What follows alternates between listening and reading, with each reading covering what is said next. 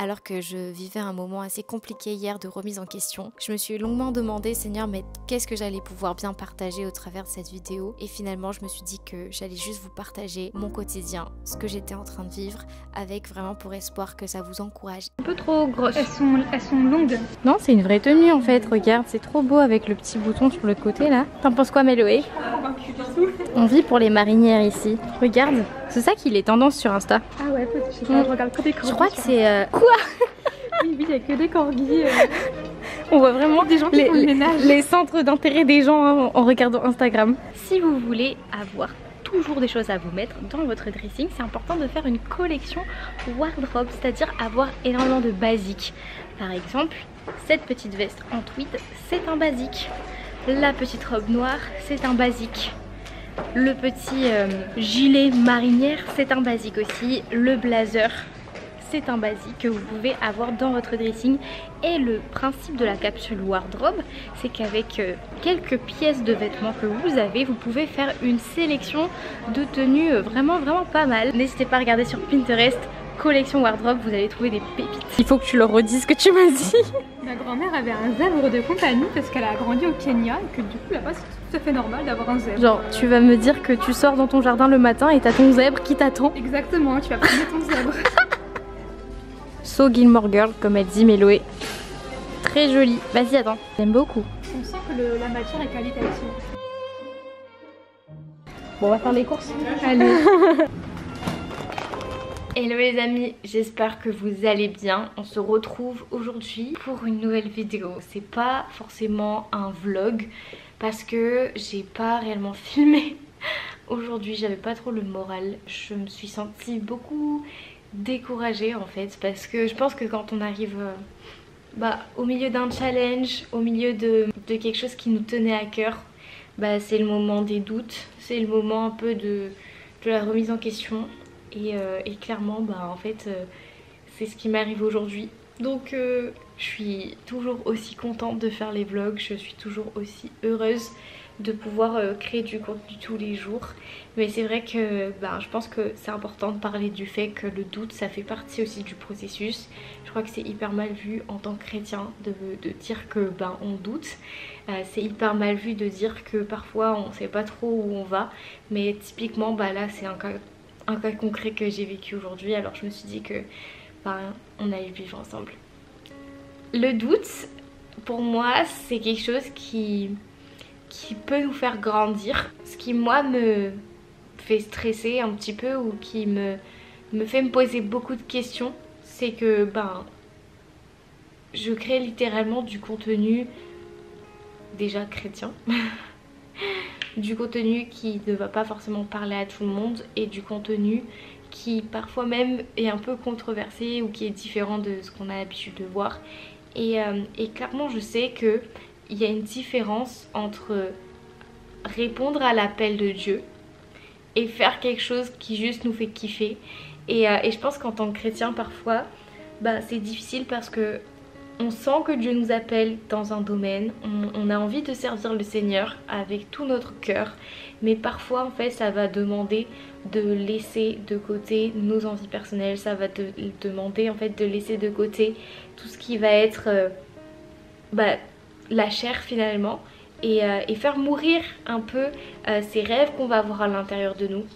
Je sais pas si ça parle à peut-être quelqu'un qui regarde cette vidéo, mais souvent Dieu va nous demander de faire mourir ce qui nous donne envie, ce qui a de l'importance dans notre cœur pour que ce que lui veut pour nous puisse prendre place.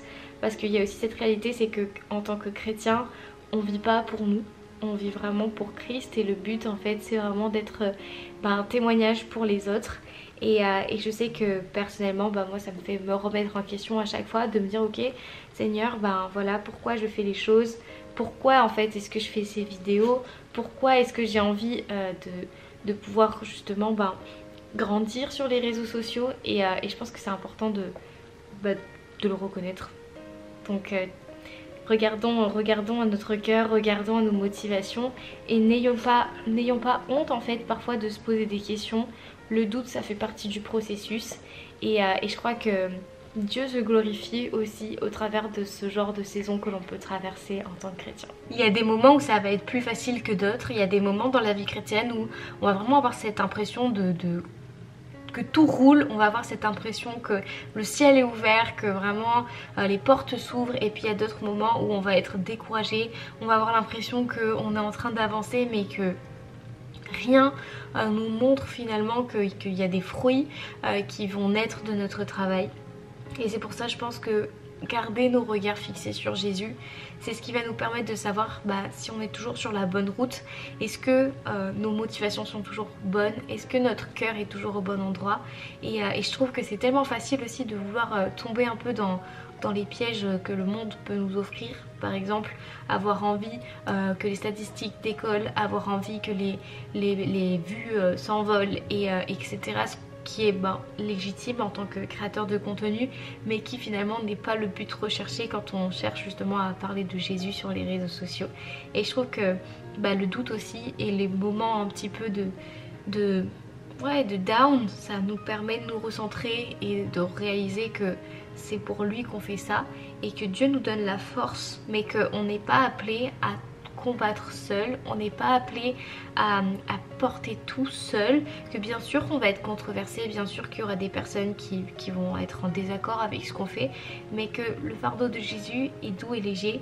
Donc si on ne sent plus ce fardeau là et qu'on a l'impression de crouler, peut-être que en fait c'est juste le moment de recentrer les choses et de revenir à la base qui est Jésus. Et moi ça me fait penser à l'histoire de Job. Quand parfois je me sens triste, quand parfois j'ai des doutes parce que je dis à Dieu, Seigneur, mais c'est complètement insensé ce que je fais. Clairement j'ai pas un travail lambda, j'ai pas une vie lambda, et parfois on peut en souffrir. En tout cas moi des fois je dis à Dieu, mais Seigneur, qu'est-ce que ça aurait été ma vie si j'avais pu travailler dans une entreprise? Qu'est-ce que ça aurait été ma vie si j'avais pu en fait tout simplement avoir un train de vie un peu comme tout le monde. Et souvent Dieu il me reprend en me disant que en fait la meilleure place c'est juste d'être là où lui il nous veut. Et le monde parfois va nous faire croire que en fait on est passé à côté de quelque chose, mais on peut pas passer à côté de l'essentiel quand on se trouve là où Dieu veut qu'on soit. Merci d'avoir regardé cette vidéo, j'espère que ce message vous encouragera. Recherchons premièrement le royaume de Dieu et sa justice, et tout le reste nous sera donné par-dessus tout. C'est la phrase je trouve qui conclut le mieux cette vidéo. Et gardons la foi en fait, gardons la foi, gardons le courage. L'objectif final c'est juste de terminer la course et d'être là où Dieu veut qu'on soit, d'être les hommes et les femmes que Dieu veut que l'on soit, la lumière du monde et le sel de la terre. Et pour être la lumière du monde en fait, il faut aussi accepter que parfois on soit placé dans des endroits un peu sombres, parce que la lumière n'est pas faite pour être cachée sous un seau, mais elle est faite qu'elle puisse éclairer en fait le plus possible. Donc je vous laisse avec ça. Soyez bénis!